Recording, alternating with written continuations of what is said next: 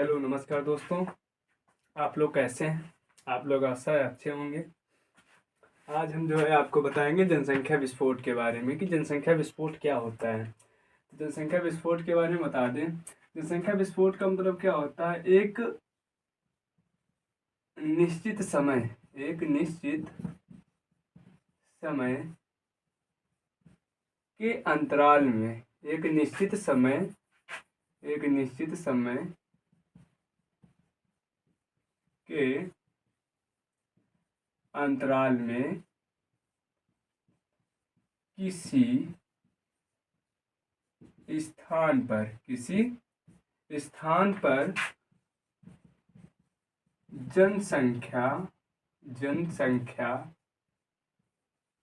किसी स्थान पर जनसंख्या में वृद्धि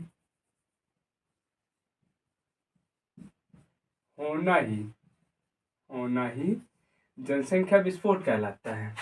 मतलब एक निश्चित समय के अंतराल में किसी स्थान पर जनसंख्या में वृद्धि होना ही जनसंख्या विस्फोट कहलाता है। आपको बता दें, जो विश्व है इस समय, विश्व की बात अगर हम करें तो विश्व में प्रति सेकंड 2 व्यक्ति जन्म लेते हैं। लगभग प्रतिवर्ष की बात की जाए, प्रतिवर्ष में लगभग 7 करोड़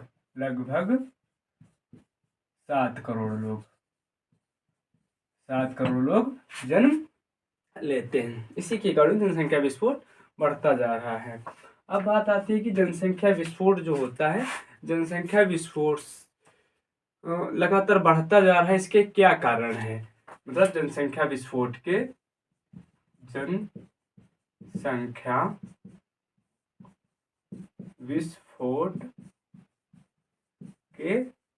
कारण कि क्या रीजन है, क्या कारण है कि दिन पर दिन हम देखते जा रहे हैं लगातार जनसंख्या विस्फोट होता जा रहा है। तो जिसमें नंबर 1 जो आता है आपका अशिक्षा।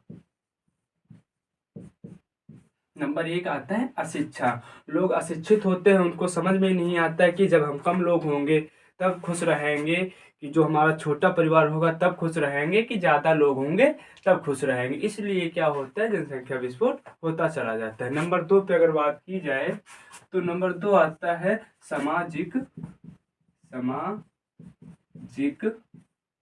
रीति रिवाज। कुछ लोग क्या होते हैं, जो संतानें होते हैं, रूढ़िवादिता के कारण सोचते हैं कि वंश चलेगा। या कुछ लोग क्या होता है, पुत्र या पुत्री की चाह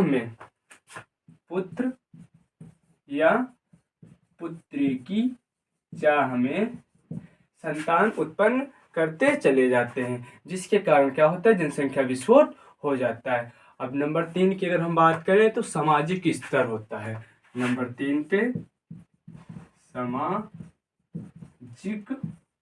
स्तर। कुछ लोग ऐसे पाए जाते हैं जो गरीब होते हैं। वो लोग ये सोचते हैं हम जितने लोग होंगे, जितने ज़्यादा लोग होंगे, हम उतने लोग पैसा कमाएंगे और हमारा दैनिक जीवन अच्छे से गुजरेगा। तो उनका जब सामाजिक स्तर ही निम्न होता है, ठीक है, ठीक नहीं होता, जिसके कारण वो लोग दिन पर दिन जनसंख्या विस्फोट करते चले जाते हैं। इसके बाद में जो आता है 4 नंबर पे, एक नाम सुना होगा, बाल विवाह।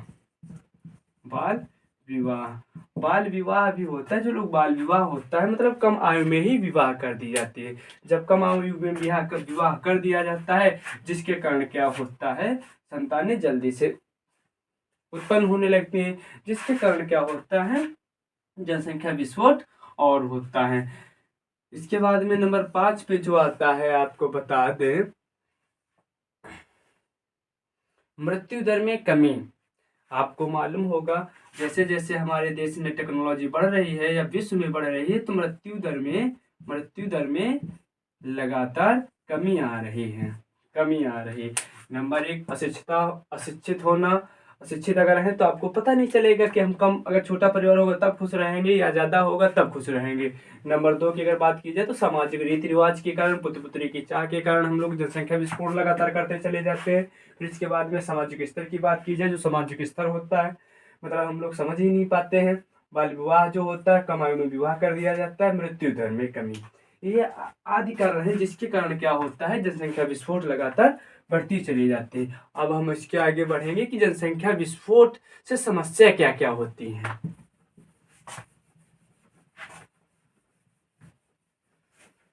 जनसंख्या विस्फोट से समस्या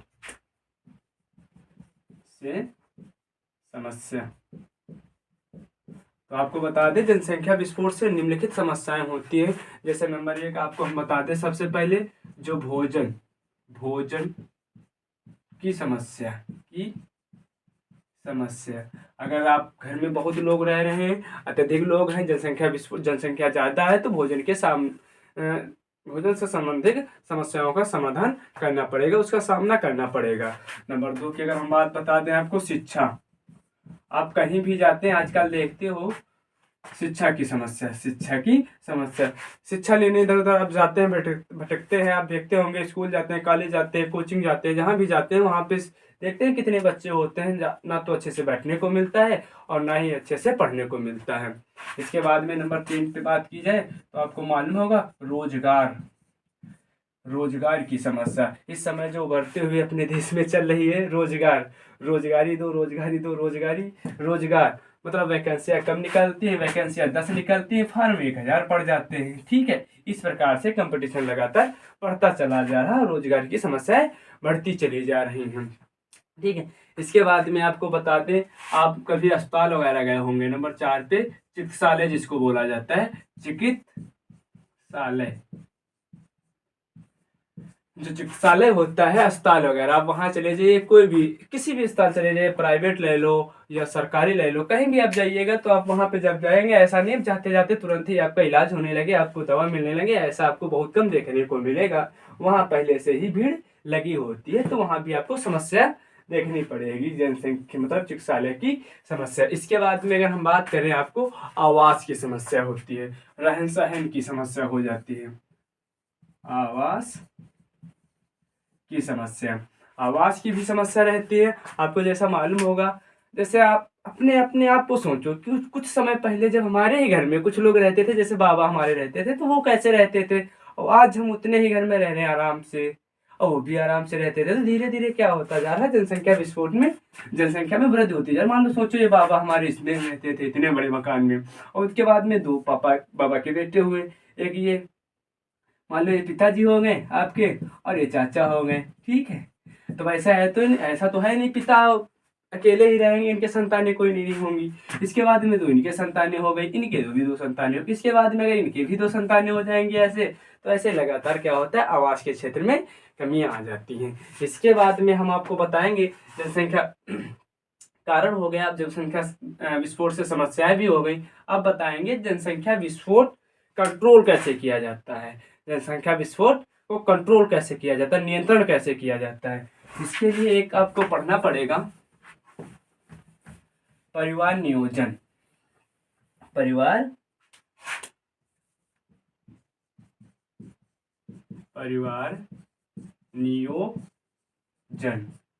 जिसको बोला जाता है फैमिली प्लान। परिवार नियोजन जो होता है, इसको जब हम पढ़ेंगे तो ये होता क्या, परिवार नियोजन जो है, परिवार नियोजन मुख्य ध्येय परिवार को सीमित रखना होता है। इसका मुख्य ध्येय क्या है, इसका मुख्य ध्येय परिवार को सीमित रखना होता है। इसका मुख्य ध्येय जो होता है, परिवार को सीमित रखना होता है। अब इसको परिवार को सीमित रखने के लिए क्या होता है, अनेक विधियां होती हैं या अनेक संसाधन है। सीमित रखने के लिए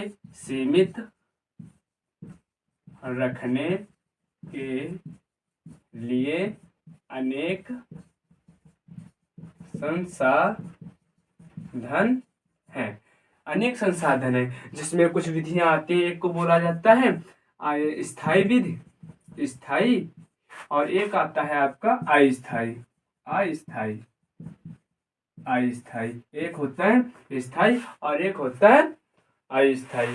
तो हम इसको भी बताएंगे स्थाई क्या होता है, अस्थाई क्या होता है। स्थाई का मतलब होता है जो हमेशा, जैसे आपके घर के अगल बगल में जो खंभे होंगे, जो मकान बना है वो कैसा स्थाई है ना, जो हमेशा के लिए हो उसको क्या बोलेंगे, स्थाई बोलेंगे। अस्थाई का मतलब हम थोड़ी देर के लिए आपके घर आए या मार्केट गए थोड़ी देर के लिए, उसके बाद में आप घर चले आएंगे, ऐसा तो है नहीं। तो स्थाई विधि में अगर हम बात करें, इसको बोला जाता है बांध्यकरण भी,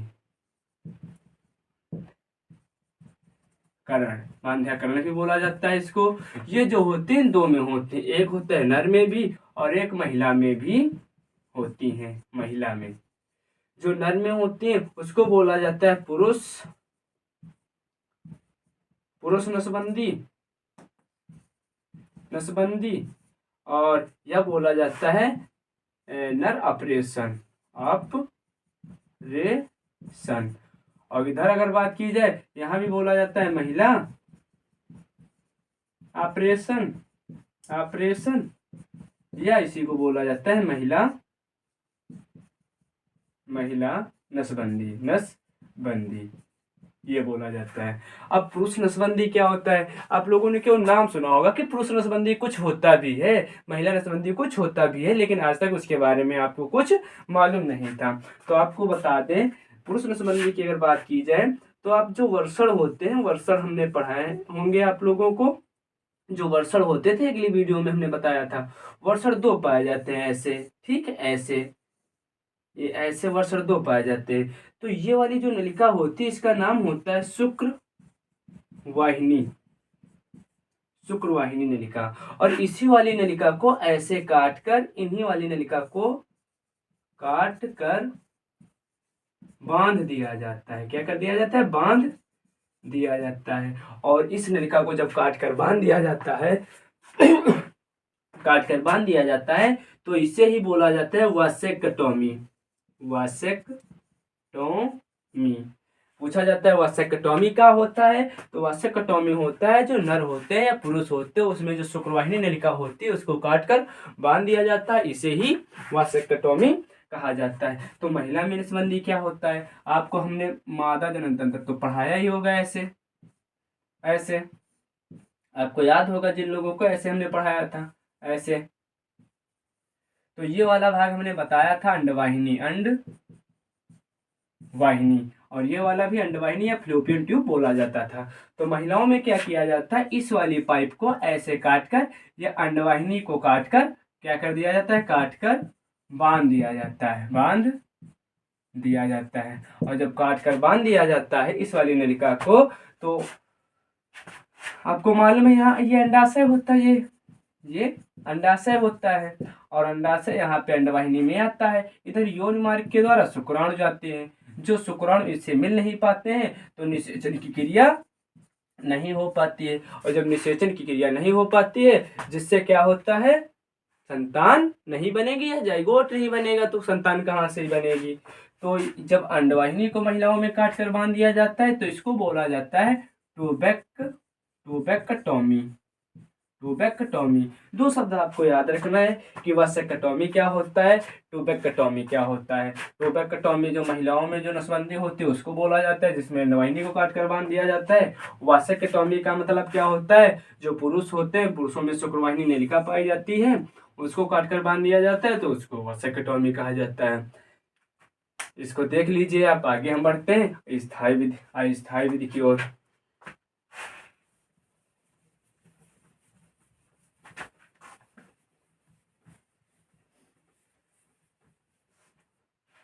अब जो है आपकी ये विधि अस्थायी विधि, अस्थायी विधि का मतलब होता है कुछ इसमें संसाधन ऐसे यंत्र होते हैं जिनका आप जितने टाइम के लिए यूज करोगे उतने समय के लिए वो काम करते हैं, उसके बाद वो काम करना बंद कर देते हैं। इसके अंतर्गत दो विधियां आती है, एक आती है रासायनिक विधियां, रासायनिक रासायनिक विधि, और एक आती है यांत्रिक विधि, यांत्रिक विधि, यह विधियां।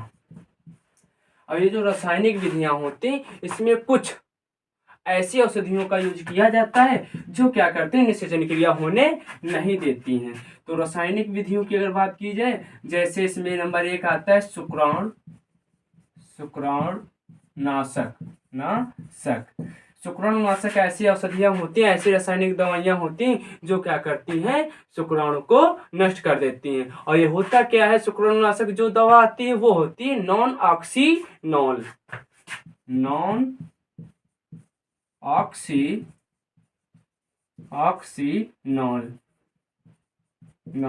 9। ये जो होती है शुक्राणुनाशक होती है। ये क्या किया जाता है, इसका जब महिलाएं गर्भाशय में यूज करते हैं, जिससे क्या होता है, शुक्राणुओं को ये नष्ट कर देती हैं। इसके बाद में हम आपको बता दें, एक क्रीम भी आती है, जैली एवं क्रीम। अब इन क्रीमों को क्या किया जाता है, जो गर्भाशय होता है, गर्भाशय गर्भाशय या यौन मार्ग पे लगा दिया जाता है, जिससे क्या होता है, जो अंडाणु होते हैं, अंडाणु वो गर्भाशय में रुक ही नहीं पाते, वो बाहर ही, ये चिकनी होती है ना, इसलिए वो बाहर ही निकला करते हैं। जब शुक्राणु मिल रुकेंगे ही नहीं, वहां पे अंडाणु रुकेंगे ही नहीं, तो निषेचन क्रिया नहीं हो पाती। इसके बाद में आपको यांत्रिक विधि में बता दे, इसमें एक विधि आती है जिसको बोला जाता है आईयूडी बोले तो इंट्रा यूटेरिन डिवाइसेस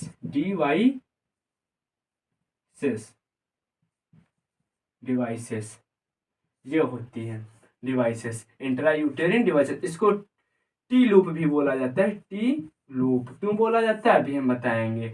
इसके अगर उदाहरण की बात की जाए तो कॉपर टी होता है, कॉपर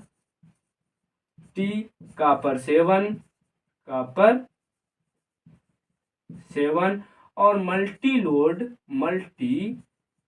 लोड 375, ये इसके उदाहरण होते हैं। ये जो होते हैं ये सब तांबा मोचित पदार्थ होते हैं। ये क्या होते हैं, तांबा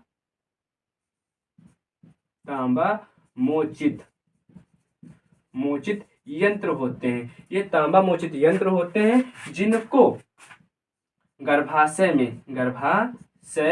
में रोपित किया जाता है। जैसे हम आपको बताते, ये ऐसे आपका गर्भाशय होता है, ये ऐसे और इन्हीं को यौन मार्ग के द्वारा यहाँ पे ऐसे लगा लिया जाता है।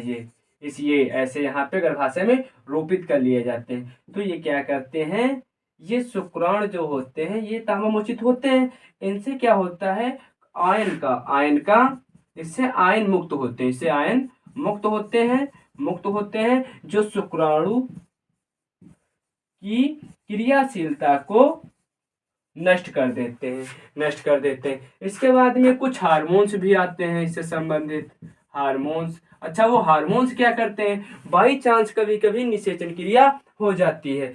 जब वो निषेचन क्रिया हो जाती है, यहाँ पे निषेचन क्रिया हो जाती है, जब यहाँ पे निषेचन क्रिया हो जाएगी तो जाइगोट जो होगा इधर बढ़ेगा और यहाँ पे अंतः स्तर पाया जाता है, जिसको एंडोमेट्रियम बोला जाता है। एंडोमेट्रियम। अब इस एंडोमेट्रियम से उसको अंतःगर्भाशय स्तर से भ्रूण को जुड़ना होता है, जाइगोट को जुड़ना होता है। अगर वो जुड़ जाएगा तो संतान पलने लगेगी, भ्रूण बनने लगेगा अच्छे से। लेकिन इसको जुड़ने नहीं देते हैं तो वो कुछ हार्मोन्स होते हैं। उन हार्मोन्स का जो नाम होता है LNG 20